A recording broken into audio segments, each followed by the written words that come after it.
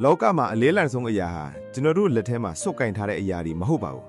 ကျွန်တော်တို့ရဲ့နှလုံးသားထဲမှာတည်ဆောင်ထားတဲ့အရာတွေသာဖြစ်ပါတယ်အဲ့ဒီအရာတွေကိုချလိုက်နိုင်တဲ့ခဏမှာပဲဘဝဟာပေါ့ပါသွားတာကိုခံစားရပါလိမ့်မယ်တခါကဘုန်းတော်ကြီးကျောင်းကိုအစ်စ်ရောက်လာတဲ့လူငယ်ရဟန်းတစ်ပါးရှိပါတယ်သူ့ရဲ့အတိတ်ဟာနာကျင်စရာအမှတ်တရတွေမိသားစုပဋိပက္ခတွေငယ်ဘဝကအခက်အခဲတွေနဲ့ပြည့်နှက်နေခဲ့တယ်အေးချမ်းတဲ့ကျောင်းတော်ထဲရောက်နေပြီနဲ့သူ့စိတ်တွေတော့မအေးချမ်းနိုင်ခဲ့ဘူးအရှင်ဘုရားတပည့်တော်ပင်မလာပါပြီ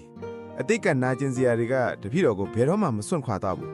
ဘာကိုပဲလုပ်လို့စိတ်ထဲမှာလေးလံနေပြီးငြင်းချမ်းမှုကိုမတွေ့နိုင်ဘူးဘုရားတပည့်တော်ဘာလုပ်ရမလဲငါနဲ့အတူလိုက်ခဲ့ပါတပည့်တော်ဆရာတော်ကြီးက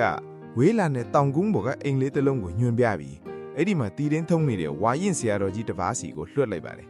လူငယ်ရဟန်းလဲအဖြေရှာဖို့အတွက်ချက်ချင်းပဲထွက်ခွာခဲ့တော့တာပါအရှင်ဘုရားတပည့်တော်ကိုကူညီပါအောင်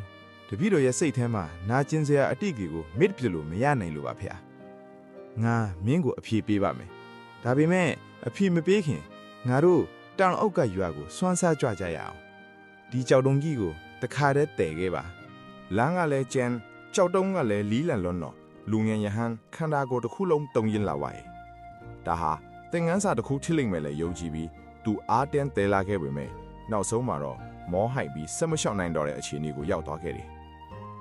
အရှင်ဖျားဒီခကြီးကတကယ်ကိုဆိုးရွားလွန်းပါတယ်ဒီကြောက်တုံးကြီးကြောင့်တတိတော့အယမ်းပင်ပန်းပြီးနာကျင်ခဲ့ရတယ်အရှင်ဖျားကဘာလို့ပြုံးနေနိုင်ရတာလဲ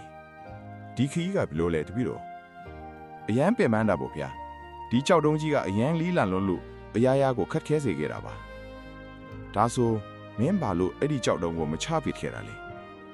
အရှင်ဖျားကတဲခိုင်းလို့တတိတော့တဲလာတာပါဗျာငါကမင်းကိုကောက်ယူခိုက်တာပဲရှိတာပါ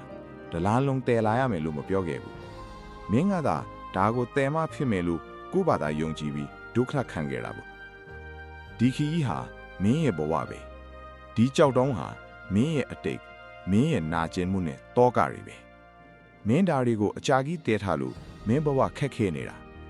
ဒီကြောက်တုံးလိုပဲအတိတ်ကိုလည်းမင်းကြိုက်တဲ့အချိန်ချပစ်လို့ရပါတယ်မင်းချလိုက်တဲ့ခဏမှာပဲမင်းလွတ်လပ်ပါလိမ့်မယ်အတိတ်ဆိုတာပြီးသွားပါပြီအဲ့ဒီအတိတ်ကိုဆက်ပြီးရှင်တန်ခိုင်းနေတာကတင်ကိုယ်တိုင်ပဲဖြစ်ပါတယ်ကျွန်တော်တို့ဟာမလိုအပ်တဲ့ဝန်ထုတ်ဝန်ပိုးတွေကိုတည်ပိုးထားမိလို့သာဘဝမှာပင်ပန်းနေကြတာပါမင်းရဲ့လက်တွေကိုဖွင့်လိုက်ပါအတိတ်ကိုလွတ်ချလိုက်ပါ